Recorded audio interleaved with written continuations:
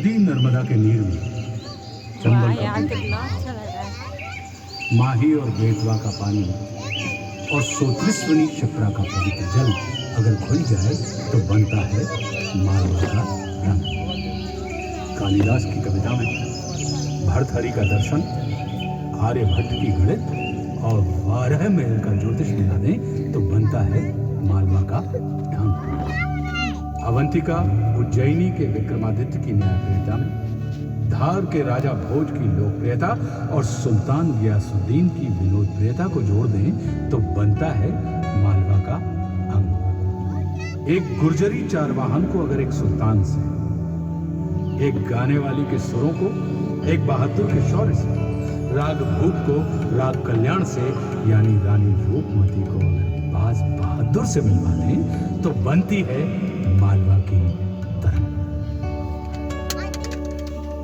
बुंदेलखंड के ठीक नीचे विंध्याचल पर्वतों के ऊपर और बाएं गुजरात और मेवाड़ के दाएं बसा मध्य भारत का यह हिस्सा मालवा कहलाता है। यह कभी ज्वालामुखी की कोख से पैदा हुआ था। यही राज है यहाँ की काली मिट्टी का, जिस पे उगने वाले विशाल भयानक जंगल कभी डायनासोर के घर हुआ करते थे।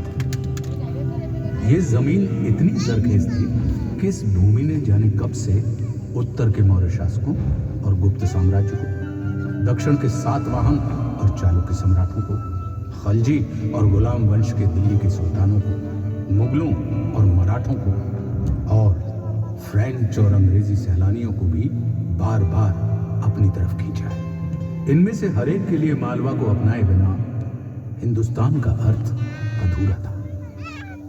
संस्कृत में मालव का अर्थ होता है श्री क्षेत्र यानी लक्ष्मी जी का स्थान। और यहीं ठीक 1000 साल पहले मालवा के सबसे नामी राजा भोज ने वाग्देवी यानी सरस्वती की एक अप्रतिम प्रतिमा भी बनवाई थी। कहा जाता है कि लक्ष्मी और सरस्वती कभी एक दूसरे के साथ नहीं रह जाएंगे, लेकिन लक्ष्मी और सरस्वती दोनों का ही स्थान है मालवा।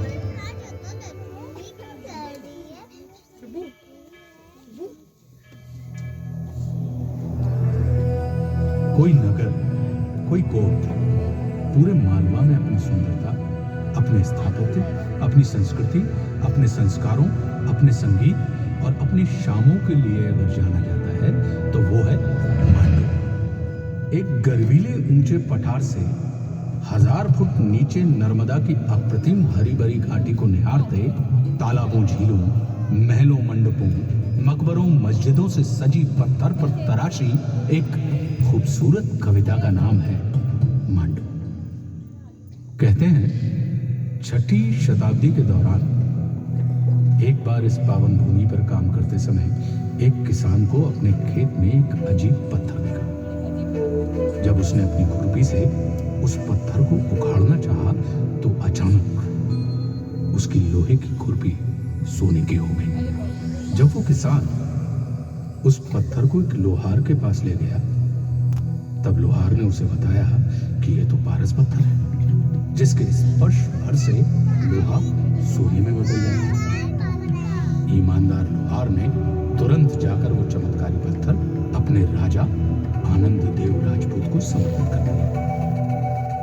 उस परोपकारी राजा ने पारस पत्थर से जितना सोना बनाया सब अपनी जनता के भले में लगा दिया और उसी पत्थर के प्रताप से 12 बरस के अंदर ही उसने मांडू में पहला दुर्ग खड़ा किया।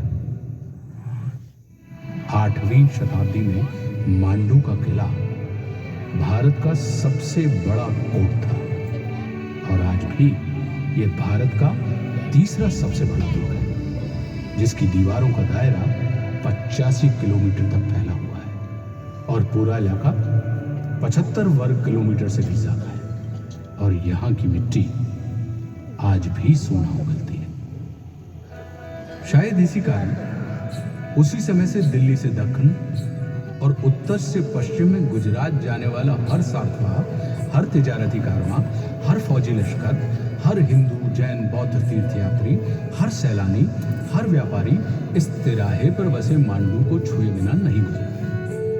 विक्रम संवत 612 या सन 555 ईस्वी से ही इस स्थान पर जैन हिंदू प्रतिमाओं, गुफाओं, मंदिर और मंडपों के अवशेष मिले। चंद्रसेमा नाम के एक जैन व्यापारी ने तो यहाँ इतने सारे हिंदू जैन मंदिर मंडप बनवाए थे कि शायद उस समय यह स्थान जैनियों के सबसे पवित्र तीर्थ पालीताना के जैसा लगता हो।